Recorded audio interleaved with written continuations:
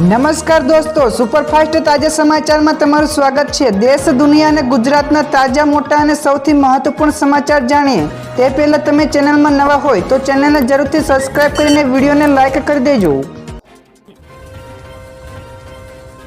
સૌથી પહેલા દોસ્તો આપણે વાત કરીએ તો વરસાદને લઈને પરેશ ગૌસ્વામીની આગાહી છે। તો હાલ તો ઠંડી ચાલી રહી છે, તો આની વચ્ચે હવામાન નિષ્ણાત પરેશ ગૌસ્વામીએ ગુજરાતમાં વરસાદી માવઠાની આગાહી કરી છે।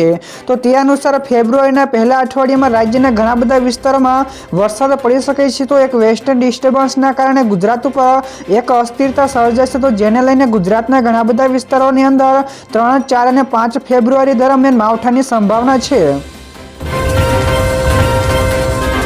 તો દોસ્તો બીજા સૌથી મોટા સમાચાર સામે આવ્યા છે। ખેડૂતોને આર્થિક રક્ષણ મળી રહે અને ઉત્પાદનોના પોષણક્ષમ ભાવ મળી રહે તે હેતુથી રાજ્ય સરકાર દ્વારા તુવેર, ચણા અને રાયડાની ટેકાના ભાવે ખરીદી કરવા માટે હવે તારીખ 1-2-2025 થી 28-2-2025 સુધીમાં ગ્રામ્ય કક્ષાએ વીસી મારફતે તથા તાલુકા કક્ષાએ એપીએમસી મારફતે ઓનલાઈન નોંધણી કરાવી શકશે, જેથી ખેડૂતો ભાઈઓને જરૂરથી લાભ લેવો જોઈએ।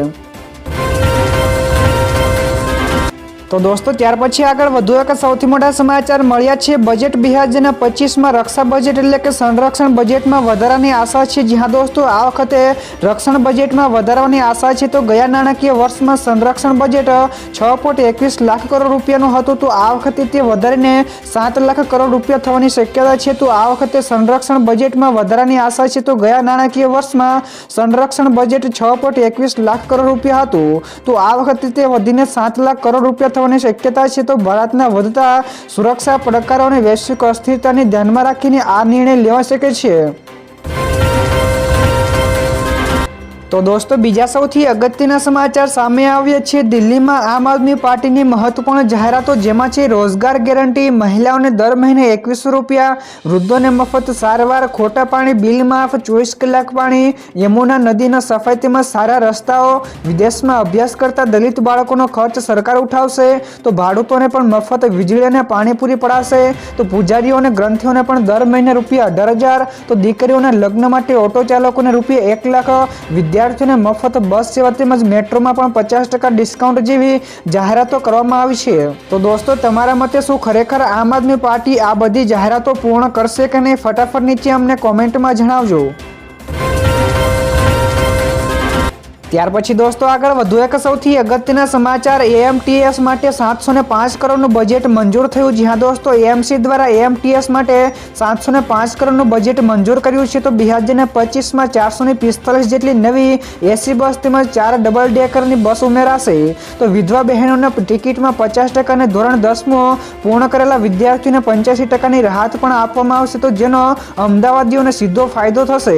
તો વર્ષ 2025ના અંતમાં એએમસીની ચૂંટણી યોજાનાર હોવાથી નવા કરવેરા લગાડવામાં પણ આવે તેવી શક્યતા નહિવત છે। તો એએમસી સંચાલિત સ્કૂલ બોર્ડનું બજેટ પણ મંજૂર થયું છે। તો દોસ્તો ફટાફટ આગળના બીજા સમાચાર વિશે વાત કરવામાં તો રાજ્યમાં ઠંડીનો ચમકારો, તો નલિયામાં 5.8 ડિગ્રી સેલ્સિયસ, તો રાજ્યમાં ઠંડીનો ચમકારો યથાવત છે। તો નલિયામાં લઘુત્તમ તાપમાન 5.8 ડિગ્રી સેલ્સિયસ નોંધાયું છે, જે રાજ્યમાં સૌથી ઓછું છે। તો રાજસ્થાન ઉપર સર્જાયેલા સાયક્લોનિક સર્ક્યુલેશનના કારણે પવન તેમજ ઠંડીમાં વધારો થયો છે। તો હવામાન વિભાગ અનુસાર આવતા 2 દિવસ ઠંડી પણ વધશે, તો 15 થી લઈને 20 કિલોમીટરની ઝડપે પવન પણ ફૂંકાવાનો અંદાજ છે। તો આજે અમદાવાદમાં 15.7 ડિગ્રી, ગાંધીનગરમાં 12.3 ડિગ્રી, રાજકોટમાં 10.5 ડિગ્રી, કંડલામાં 10.9 ડિગ્રી, ભુજમાં 11.4 ડિગ્રી તેમજ પોરબંદરમાં 11.5 ડિગ્રી અને અમરેલીમાં 12 ડિગ્રી તાપમાન નોંધાયું છે। તો દોસ્તો બીજા સૌથી મહત્વપૂર્ણ સમાચાર સામે આવ્યા છે। ઘણા રાજ્યોમાં શીતલહેર અને ગાઢ ધુમ્મસની ચેતવણી। જી હા દોસ્તો, ભારતીય હવામાન વિભાગે આજે ઘણા રાજ્યોમાં શીતલહેરની ચેતવણી જારી કરી છે। તો આઈએમડી એટલે કે ભારતીય હવામાન વિભાગ અનુસાર આજે હિમાચલ પ્રદેશ, પંજાબ અને રાજસ્થાનમાં શીતલહેર આવી શકે છે। તો આ ઉપરાંત યુપી, બિહાર, ઓડિશા, મેઘાલય, નાગાલેન્ડ, મણિપુર, મિઝોરમ અને ત્રિપુરામાં પણ ગાઢ ધુમ્મસની શક્યતા છે। તો દોસ્તો ત્યાર પછી આગળ વધુ એક સૌથી મહત્વપૂર્ણ સમાચાર મળ્યા છે મહાકુંભના આકાશમાં અદ્ભુત નજારો। જ્યાં દોસ્તો મહાકુંભના સેક્ટર 7માં ડ્રોન શોના છેલ્લા દિવસે સમુદ્ર મંથનની વાર્તા તેમજ પ્રયાગરાજનો મહિમા પણ બતાવવામાં આવ્યો હતો, જ્યાં 2500થી વધારે ડ્રોન એકસાથે ઉડ્યા ત્યારે આકાશમાં વિવિધ કલાકૃતિઓ જોઈને ભક્તો રોમાંચિત થઈ ગયા ઉઠ્યા હતા। તો ડ્રોનનો ઉપયોગ કરીને શંખ, સમુદ્ર મંથન, ભગવાન રામની કલાકૃતિ બનાવવામાં આવી હતી। તો આ ઉપરાંત મહાકુંભની ઉત્પત્તિ તેમજ પ્રજાસત્તાક દિવસની શુભેચ્છા પણ આપવામાં આવી હતી।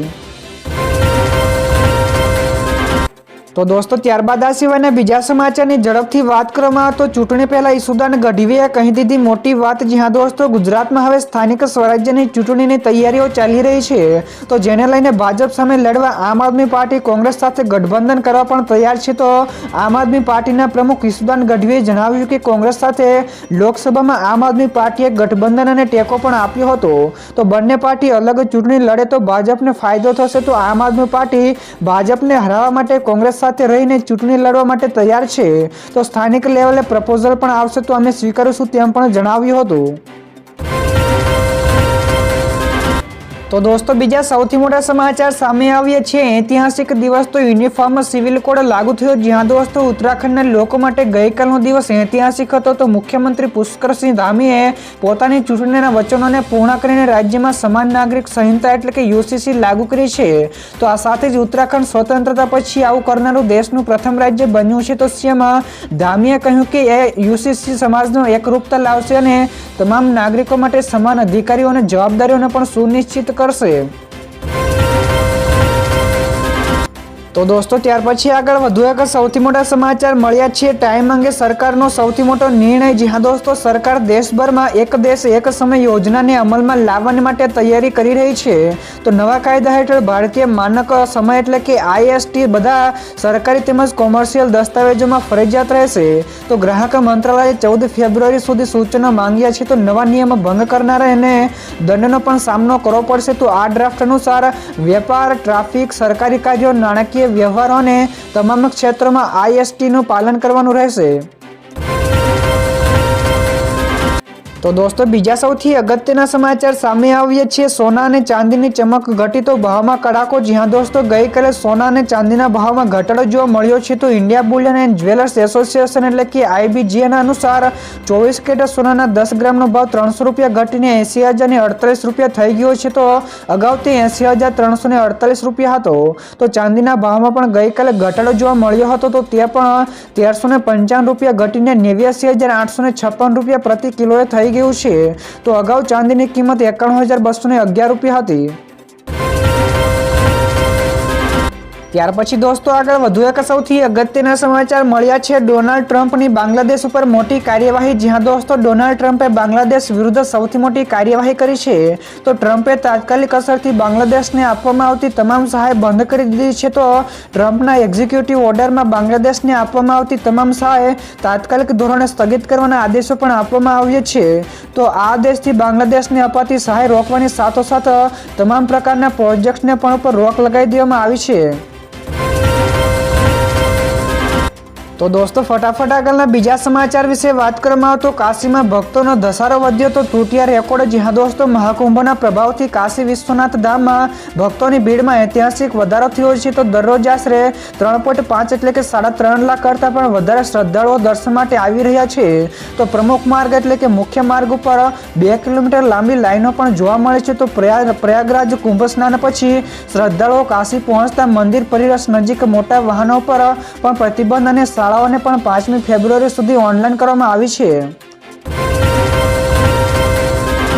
તો દોસ્તો ત્યારબાદ આ સિવાયના બીજા સમાચાર આગળના શેર માર્કેટ વિશે પણ મળ્યા છે। તો શેર બજારમાં કડાકો તો કરોડો રૂપિયા ધોવાયા। જ્યાં દોસ્તો ગઈકાલે ભારતીય શેર બજારમાં કડાકો જોવા મળ્યો હતો। તો અઠવાડિયાના પહેલા ટ્રેડિંગ દિવસે 824 પોઈન્ટના ઘટાડા સાથે 75,366 પોઈન્ટ પર બંધ થયો હતો। તો નિફ્ટીમાં પણ 263 પોઈન્ટનો ઘટાડા સાથે નિફ્ટી પણ 22,829 પોઈન્ટના ઘટાડા સાથે બંધ થયો હતો।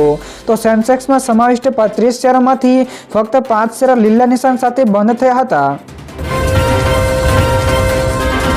તો દોસ્તો બીજા સૌથી મહત્વપૂર્ણ સમાચાર સામે આવ્યા છે। 4 કંપનીના માર્કેટ કેપમાં 1.25 લાખ કરોડનો ઘટાડો। જ્યાં દોસ્તો ગયા અઠવાડિયે દેશની ટોપ 10 કંપનીઓમાંથી 4 કંપનીઓની સંયુક્ત માર્કેટ વેલ્યુમાં 1.25 લાખ કરોડ રૂપિયાનો ઘટાડો થયો છે। તો ગયા અઠવાડિયે રિલાયન્સે સૌથી મોટું નુકસાન થયું છે, તો તેની માર્કેટ કેપ રૂપિયા 74,969 કરોડ ઘટીને રૂપિયા 16.85 લાખ કરોડ થઈ છે।